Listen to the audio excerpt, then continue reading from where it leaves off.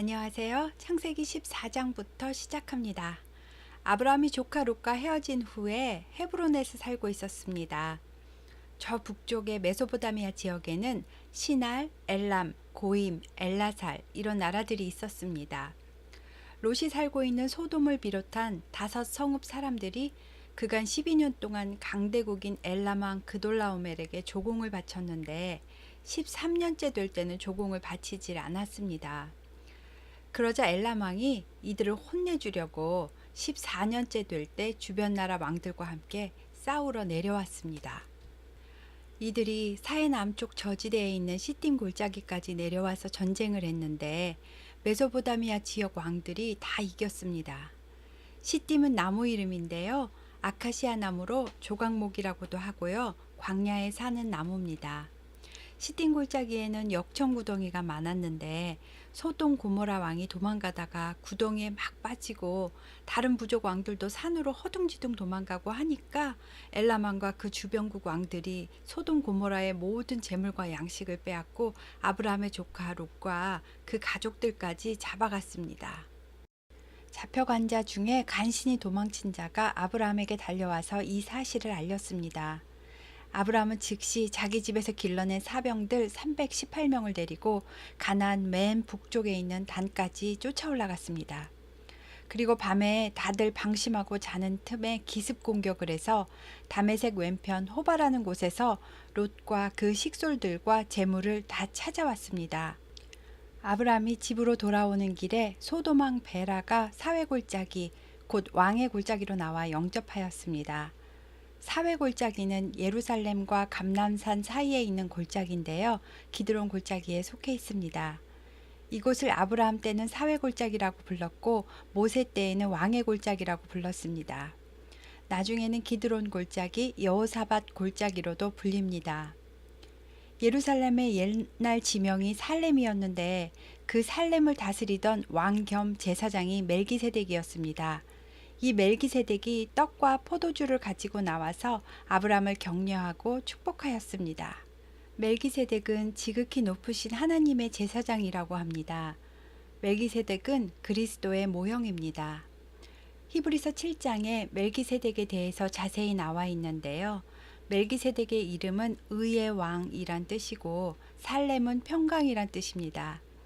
멜기세덱이 살렘의 왕이니까 의의 왕이요 평강의 왕이 됩니다. 멜기세덱은 아버지도 어머니도 없고 족보도 없고 시작한 날도 없고 생명의 끝도 없답니다. 또 하나님의 아들과 닮아서 항상 제사장으로 있다고 합니다. 제사장은 한참 후에 아브라함의 자손 중에 레위 지파가 맡아서 하고 형제 백성에게 11조를 받고 성전에서 일을 하잖아요. 그런데 이 멜기세덱은 믿음의 최고 조상인 아브라함이 11조를 드린 제사장이니까 아브라함보다도 더 높은 것이지요. 그러니까 그리스도께서 멜기세덱과 같이 새로운 대제사장으로 오시게 된다는 말이고요. 이것을 히브리서는 예수 그리스도가 멜기세덱의 반차를 따른 대제사장이라 칭함을 받는다라고 표현합니다. 예수님도 떡과 포도주를 주시며 마지막 만찬을 하셨고 예수님은 우리의 의의 왕이시고 평강의 왕이 되십니다. 또 죄의 문제를 해결해 주시는 대제사장이니까 멜기세덱은 그리스도의 완벽한 예표가 되는 것입니다. 멜기세덱이 천지의 주제시요 지극히 높으신 하나님이여 아브라함에게 복을 주옵소서 하고 중보기도를 해주며 축복합니다. 또 아브라함에게 이 전쟁에서 승리하도록 인도해 주신 하나님을 찬송할지로다 라고 말했습니다. 아브라함은 축복을 받고 감사함의 표시로 전리품의 10분의 1을 멜기세덱에게 주었습니다. 멜기세덱이 11조를 받은 다음에 복을 빌어준 것이 아닙니다. 축복을 아브라함이 먼저 받고 감사한 마음으로 드린 예물이 최초의 11조입니다. 아브라함이 힘들게 목숨 걸고 싸워서 얻은 노량물일지라도 전쟁을 승리로 인도해 주신 하나님께 감사하고 그 마음의 표현으로 11조를 드린 것처럼 우리도 내가 힘들게 고생해서 번 돈일지라도 이 돈을 벌 수 있도록 인도해 주신 하나님께 감사하는 마음으로 11조 예물을 드리는 것이 성도의 바른 자세라고 생각합니다. 이렇듯 11조는 처음에는 율법이 아니었습니다. 나중에 레위기에 가서 레위인들은 땅 분배를 받지 않고 성전에서 일을 하니까 따로 소득이 없기 때문에 하나님께서 율법으로 땅의 소산의 10분의 1은 여호와의 성물이다 라고 하시고 가축도 10마리 중 1마리는 여호와의 성물이다 라고 하셨습니다. 그럼 신약 시대니까 11조 율법은 없어진 걸까요? 마태복음 23장 23절에 예수님께서 바리새인들을 책망하시면서 너희가 율법을 완벽하게 지키려고 박하와 회향과 근채 같은 향을 피우는 작은 채소들까지도 11조를 다 하면서 율법보다 더 중요한 정의와 긍휼과 믿음은 버렸구나. 그러나 이것도 행하고 저것도 버리지 말아야 한다. 즉 11조도 드리고 너희 삶에 정의와 긍휼과 믿음도 있어야 한다. 다시 말해서 11조도 드려야 하고 너희의 거룩한 삶으로도 하나님께 드려야 한다. 라고 직접 말씀하셨습니다. 여러분 11조를 안 드리면 죄가 되는 것은 아닙니다. 하지만 하나님께 하나님 저의 모든 소득은 주님께서 주신 것입니다. 감사합니다. 라는 신앙 고백으로 많든지 적든지 11조를 하나님께 드리시면 하나님께서 이 예물을 기쁘게 받으시고 교회는 하나님 사역을 위한 여러 가지 일들에 사용할 것입니다. 또 우리 삶의 아름다운 모습들이 하나님께 드려진다면 우리는 정말 그리스도의 믿음의 계보를 잇는 형제 자매가 되는 것입니다. 아브라함이 축복을 받고 나니까 옆에 있던 소돔 왕이 자기는 아무것도 안 했으면서 우리 부족 사람들은 나에게 보내고 물품은 당신이 가지시오 라고 말했습니다. 아브라함은 내가 하나님 은혜로 전쟁에 승리하고 뺏어온 것이지만 원래는 당신 부족의 것이었고 하나님이 내게 복을 주신 것이지 당신이 나를 부자 만들어줬다는 소리는 듣고 싶지 않으니 나는 실오라기 하나도 가지지 않을 것이요. 하지만 함께 전쟁에 나간 젊은이들이 먹은 것과 공을 세운 아넬과 에스골 마므레의 분깃은 챙겨주겠소 라고 말했습니다. 여기서 우리는 소돔왕 베라같이 얌체 같은 사람을 만났을 때 믿는 자로서 어떻게 대처하는지 배울 수 있습니다. 또 자기 혼자 의롭고 멋있게 끝나는 것이 아니라 목숨을 걸고 싸워준 자기 부하들도 챙기고 또 동맹한 아모리족 속의 젊은 삼형제의 분깃은 확실하게 챙겨주는 모습에서 아브라함의 리더십을 엿볼 수 있습니다. 집에 돌아온 후에 아브라함은 두려운 마음에 눌려 있었습니다. 왜냐하면 그때는 밤에 기습 공격을 해서 롯과 그 노략물들을 다 찾아오기는 했지만 이들이 언제 전력을 재정비해서 보복하러 올지 모르기 때문입니다. 어느 날 밤에 여호와의 말씀이 환상 중에 들렸습니다. 아브라함아 두려워하지 말라. 나는 내 방패여 너의 지극히 큰 상급이니라. 하나님께서 내가 다 막아줄게. 걱정 마. 내가 너가 원하는 상도 줄게 라고 하신 겁니다. 아브라함은 그동안 하나님이 자손을 많게 해주겠다고 맨날 말씀만 하시고 현실은 전쟁 보복이나 당할 처지가 되고 재물이 많으면 뭐래? 물려줄 아들 하나도 없는데 하는 마음에 그동안 쌓였던 게 터져 나왔습니다. 하나님 또 뭐 준다고 말씀하시려고요? 저는요 하나님이 씨를 안 주셔서 자식이 없거든요. 제 속이 어떤지 아세요? 내 재산은 신하 엘리에셀한테 줘야겠습니다. 라고 대답했어요. 하나님께서는 이 삐뚤어진 아브라함의 마음을 혼내지 않으시고 어루만지시면서 아니야 네 몸에서 날 네 아들이 상속자가 될 거야 하고 씩씩거리는 아브라함을 이끌고 밖으로 나가셔서 찬바람 한번 쏘이게 하시고 다시 말씀하셨습니다. 아브라함아 저 하늘의 별을 봐. 셀 수 있어? 없지? 너의 자손이 이 별처럼 많아지게 될 거야. 이때 아브라함의 속상하고 눌렸던 마음이 사르르 풀어지면서 진짜로 그 약속의 말씀과 하나님의 전능하심을 믿게 되었어요. 그리고 하나님이 이 믿음을 의로 여겨주신 겁니다. 믿음으로 의롭게 되는 장면이 이렇게 생겨났습니다. 처음부터 끝까지 감사하게도 하나님이 다 해주신 거나 다름없습니다. 말씀을 믿는 자를 복주시려는 하나님 마음이 느껴지시나요? 하나님이 내가 너한테 이 땅을 주려고 너를 우르에서부터 여기까지 인도한 하나님이야. 나 전능한 거 믿지? 아브라함이 하나님, 그럼 이 땅이 제 소유가 될 거라는 무슨 증표 같은 거 없을까요?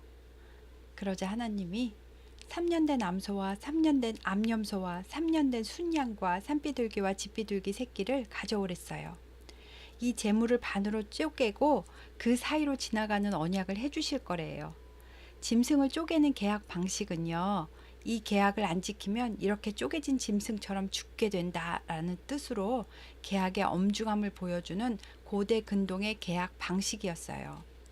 3년 된 거는요, 레위기 19장 23절 3년 동안은 할례 받지 못한 것으로 여겨 먹지 말아라 하신 것으로 근거해 볼 때 3년이 되어야 정결한 것이고, 또 짐승은 3년이 되어야 완전하게 성장한 최상의 것이랍니다.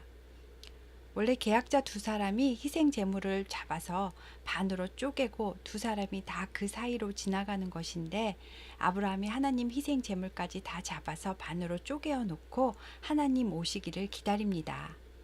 새는 원래 작기 때문에 제사지도에서도 자르거나 하지 않고 그냥 드리는데, 여기서도 새는 쪼개지 않았습니다. 믿음으로 의롭게 된 날이 밤이었으니까 그 다음날 아침부터 희생 짐승을 준비하고 잘 씻어서 쪼개놓고 기다리는데, 하나님이 안 오시니까 솔개들이 계속 짐승 사체를 보고 내려오는 겁니다. 아브라함은 해질 때까지 하루 종일 솔개를 쫓으면서 하나님 오시기를 기다렸습니다. 솔개는 언약을 방해하는 존재로 표현됩니다. 솔개는 몸 길이가 60cm나 되는데 공중에서 발톱을 세우고 내려오면 상당히 위협적일 것 같습니다. 해가 지고 아브라함에게 깊은 잠과 큰 흑암과 두려움이 임했다고 합니다. 너무 피곤하니까 잠이 쏟아지기도 했겠지만 눈도 안 떠지고 하나님은 안 오시고 솔개를 쫓아야 하는데 몸이 말을 안 들으니까 두려움도 동시에 들었겠지요. 하나님께서 일부러 깊은 잠이 임하게 하셨습니다. 왜냐하면요, 언약의 조건은 이렇습니다. 아브라함은 주실 때까지 잘 기다리는 것, 하나님은 반드시 주실 것입니다. 그런데 연약한 인간이 잘 기다리지 못할 것을 아시는 하나님이 혼자만 계약을 진행하십니다. 아브라함은 깊이 잠이 들고 하나님이 말씀하십니다. 아마 꿈결에 말씀이 들렸을 수도 있겠지요. 너는 반드시 알라. 이 일은 반드시 이루어진다. 너의 자손이 앞으로 400년 동안 이방 나라에서 노예 생활을 할 건데, 그들이 내 자손들을 괴롭히면 내가 그들을 징벌할 것이다. 내 자손들은 큰 재물을 가지고 나오게 될 거다. 너는 장수하고 평안히 잘 살다가 죽을 것이고, 내 자손은 4대 만에 이 가나안 땅으로 다시 돌아와서 이 가나안 땅 전체를 차지할 거다. 왜냐하면 아모리 족속의 죄악이 아직 가득 차지 않았기 때문이다. 라고 말씀하셨습니다. 아모리 족속은 그때 가나안에 거주했던 함의 후손 중 하나인데, 아직은 진멸할 대상이 아니고 400년 뒤에 죄악이 가득 차게 되면 그때 진멸하신답니다. 그리고는 어디선가 연기나는 화로가 나타나고 타는 횃불이 나타나서 쪼갠 고기 사이로 지나갑니다. 그리고 내가 아브라함과 언약을 세워 이르노니 가나안 모든 족속의 땅을 아브라함 자손에게 주노라 라고 하셨습니다. 횃불은 성령의 불을 상징하니까 하나님만 혼자 지나간 것입니다. 아브라함은 정신 차려서 눈 떠보니까 언약이 다 끝났을까요? 아무튼 아브라함이 가나안 땅을 소유로 받을 증표를 달라고 먼저 요구를 했었고, 하나님은 횃불 언약을 증표로 주셨습니다. 받기는 받았는데 뭔가 개운하지는 않았을 것 같습니다. 얼마 뒤에 부인 사레가 아브라함에게 말했습니다. 여보, 하나님이 내 출산을 허락하지 않으니 어쩌겠어요. 내 종 하갈에게라도 들어가서 자녀를 낳도록 하세요. 하나님이 사레의 출산을 허락하지 않는다고 하신 적은 없습니다. 다만 언제 주실지 모르니까 몸은 점점 늙어가고 조급한 마음이 들었겠지요. 하나님에 대한 믿음이 떨어지면 인간은 자꾸 푸념을 하게 되고 인간적인 방법으로 문제를 해결하려고 합니다. 또 상심한 마음 때문에 바른 판단을 하지 못하고 죄를 낳는 결정과 행동을 하게 됩니다. 아브라함이 그래도 믿음의 조상이니까, 아니야 여보, 하나님이 횃불 언약까지 해주셨어. 힘들지만 믿고 기다려 봅시다 하고 사례를 다독거리고 바로 잡아줘야 되잖아요. 그런데 아브라함도 내가 가나안에 온 지 10년이나 되었고 나이가 85세나 됐는데 아휴 기다릴 만큼 기다렸지 뭐 라고 생각했나 봐요. 믿음으로 의롭다 함 받은 아브라함도 현실을 보고 인간적인 판단을 하면 이렇게 넘어집니다. 어떻게든 자식을 낳고는 싶으니까 사례 말을 듣고 여종 하갈과 동침을 했습니다. 그랬더니 하갈은 또 금방 쉽게 임신을 합니다. 하갈은 애굽에서 얻어온 몸종인데 주인의 아이를 갖고 나니까 자기가 여주인이라도 된 것처럼 자기 본분을 망각하고 사례를 멸시합니다. 인간은 이렇습니다. 사례는 이런 상황까지는 미처 예상을 못했겠지요. 어떤 문제든지 감정적으로 대처하게 되면 그보다 더 큰 문제가 뒤에서 기다리고 있습니다. 아이를 못 낳는 것도 서러운데 자기 몸종한테까지 멸시를 받았으니 사례는 이제 이성을 잃고 분노가 폭발했습니다. 사례는 아브라함에게 이 모욕은 다 당신 때문이에요. 하나님 앞에 처신 똑바로 하라고요. 라고 막 화를 냈습니다. 아브라함도 진짜 당신 여종인데 당신이 알아서 해. 왜 나한테 그래? 라고 하니까 이제는 사례가 하갈을 막 학대합니다. 믿음이고 뭐고 그냥 속에 있는 그대로 다 쏟아내니까 얼마나 해댔는지 하갈이 이러다 죽겠구나 싶어서 임신한 몸인데 겁이 나서 도망을 칩니다. 하갈이 광야 샘물 곁에서 어떻게 할지 몰라 방황하는데 여호와의 사자가 나타나 하갈을 만납니다. 사레의 여종 하갈아, 내가 어디서 왔으며 어디로 가느냐? 이 질문은 대답하는 사람이 자기 삶을 되돌아볼 수 있게 하는 질문입니다. 한번 자문해 보세요. 여러분은 어디서 오셔서 어디로 가고 계십니까? 하갈은 제 여주인 사례를 피해서 도망가고 있습니다. 라고 대답했습니다. 본분을 잃은 자기 행동의 결과가 보였습니다. 여호와의 사자는 내 여주인에게 돌아가서 그 수하에 복종해라. 내가 아들을 낳을 건데 그 이름을 이스마엘이라고 해라. 그 후손은 크게 번성할 것이다. 이스마엘과 그 후손은 들나귀같이 광야에서 살 것이고 전쟁을 많이 할 것이며 모든 형제와 대항해서 살게 될 것이다. 라고 축복인 것 같기도 하고 아닌 것 같기도 한 말씀을 해주셨습니다. 이스마엘이란 이름은 하나님이 들으셨다라는 뜻입니다. 그런데 이스마엘의 후손은 터키와 아랍인의 조상이 되어서 진짜 들나귀처럼 거칠고 아브라함의 후손으로서 장자권을 주장하고 이슬람 종교로 지금까지도 유대인들과 대항하면서 살게 됩니다. 육신으로 뿌린 것은 반드시 육신으로 돌아옵니다. 되돌릴 수가 없습니다. 하갈은 내 주인 아브라함이 말하는 하나님께서 진짜 살아계셨구나. 나를 지켜보고 계셨구나 하고 깨닫게 되었고 자기를 만나주신 그 샘을 부엘라 헤로이, 즉 살아계셔서 나를 지켜보신 자의 운물이라고 불렀습니다. 그리고 사례에게 돌아가서 복종을 하고 아들을 낳았습니다. 이때 아브라함의 나이는 86세였습니다. 아브라함은 이스마엘을 키우면서 자기가 뭘 잘못했는지 스스로 깨달았을 것입니다. 이번에도 자기가 하나님께 묻지를 않았고 횃불 언약의 조항대로 기다리지도 않았고 인간적인 방법으로 문제를 해결하려고 여종과 동침을 했고 아이를 낳은 후에도 하나님이 만나주시질 않자 하나님께서 화나셨구나. 내가 또 큰 잘못을 했구나 하고 깨달았을 것입니다. 그리고 하나님과 단절된 답답하고 고통스러운 삶 속에서 불안하고 죄스러운 마음으로 회개하면서 살았을 것입니다. 이스마엘을 낳은 지 13년이 흘렀습니다. 아브라함은 99세, 사라는 89세가 되었을 때입니다. 드디어 하나님께서 나타나셨습니다. 나는 전능한 하나님이라. 너는 내 앞에서 행하여 완전하라. 내가 내 언약을 너와 내 사이에 두어 너를 크게 번성하게 하리라. 보라, 내 언약이 너와 함께 있으니 너는 여러 민족의 아버지가 될지라. 이제 너의 이름을 아브람에서 아브라함으로 바꾸어라 라고 하십니다. 존귀한 아버지라는 이름에서 여러 민족의 아버지라는 이름으로 바꾸라고 하십니다. 이제부터는 육적인 옛날 삶을 버리고 하나님 앞에서 성실하게 영적인 삶을 살라고 하신 것입니다. 그리고 17장 6절부터 8절까지 축복의 말씀을 해주시는데요. 내 후손에서 왕들이 날 것이다. 내가 너와 내 후손의 하나님이 되어 버리지 않고 지켜줄 것이다. 내가 가나안 온 땅을 내 후손에게 주어 영원한 기업이 되게 할 것이다. 라고 말씀하십니다. 또 이 언약의 표징으로 남자는 다 할례를 받고 앞으로 태어나는 모든 남자는 대대로 8일 만에 할례를 받게 하라고 하십니다.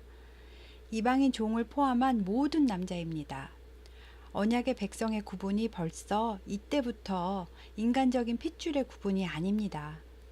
이스라엘 백성만, 즉 유대인만 특별하게 선택된 우월한 민족이 아니라는 겁니다. 이스라엘 민족은 그리스도를 나타내기 위해서 하나님께서 선택해서 사용하신 것뿐이지 그들이 특별해서 사랑하고 선택한 것이 아니기 때문에 유대인들의 우월 의식과 선민 사상은 좀 오류가 있습니다. 17장 12절에서 14절에 너희 집에서 난 자든지 이방 사람에게 돈으로 산 자든지 모두 다 내 언약이 너희 살에 있어 영원한 언약이 되려니와 이것도 무시하고 할례 안 받은 사람은 언약을 배반한 것으로 여기고 백성 중에서 끊어질 것이다 라고 합니다. 할례 받은 남자는 어렸을 때부터 자기 몸에 새겨진 표식을 보고 나는 언약의 백성이지 하고 늘 생각을 했겠지요. 이 시대 하나님의 언약의 백성들은요, 예수 그리스도와 그가 하신 일과 그의 말씀을 믿고 이 믿음으로 의롭다 칭함을 받아서 성부와 성자와 성령의 이름으로 세례를 받고 그것이 언약의 표징이 되는 것입니다. 그리고 성령님이 내 안에 거하심으로 내가 천국 백성임을 보증받고 도장 꽝 인쳐주시는 겁니다. 이 인침을 받은 언약의 백성이 다 선민입니다. 하나님께서는 사레의 이름도 사라로 바꾸라고 하십니다. 사레는 나의 공주라는 뜻인데 사라로 바꾸면 여러 민족의 어머니가 됩니다. 아브라함이 믿음의 조상으로 복을 받기 전에 하나님은 먼저 복을 받을 그릇으로 만드는 작업을 하셨습니다. 그리고 진짜 약속의 씨가 태어나기 전에 약속의 자녀를 키울 수 있는 부모를 먼저 만들기 위해서 이름을 바꿔주시면서 옛날 이름으로 살았던 육적인 과거의 삶을 청산하도록 하십니다. 그리고 새 이름에 걸맞는 사람으로서의 삶을 요구하시고 또 만들어 가십니다. 이 과정들을 보면 하나님의 섬세한 인도하심에 깜짝깜짝 놀랍니다. 내가 혼자 결단하고 내가 내 이름을 바꾸고 일을 추진한다고 그대로 사라지는 것이 아닙니다. 내가 혼자 금식하며 부르짖는다고 아직 때가 안 됐는데 문제가 해결되는 것도 아닙니다. 내가 내 열심으로 하나님 일에 목숨 바쳐 충성한다고 내가 기대하는 복이 하늘에서 뚝 하고 떨어지는 것은 더더욱 아닌 것 같습니다. 아브라함을 보면 오직 말씀대로 순종하며 하나님 뜻에 나를 맞추는 것만이 복을 받는 가장 빠른 길인 것 같습니다. 하나님께서 사라를 축복하시며 사라에게 아들을 주시고 그 아들에게서 민족의 여러 왕들이 나오게 될 거라고 말씀하셨는데 아브라함이 엎드린 채로 그 말씀을 듣다가 속으로 웃었습니다. 아이고 이제 다 늙어서 나이가 몇인데 무슨 애를 어떻게 낳는다고 하나님도 참 하시면서 하나님 하갈이 낳은 이스마엘이나 하나님 앞에 살기를 원합니다 라고 했습니다. 하나님은 아니다. 이스마엘도 내가 큰 민족을 이루게 할 거지만 사라가 낳은 아들이 영적 계보를 이을 것이다. 1년 뒤에 아들을 낳을 거니까 이름을 이삭이라고 해라. 그 이삭과 내가 내년에 다시 언약을 세울 것이다.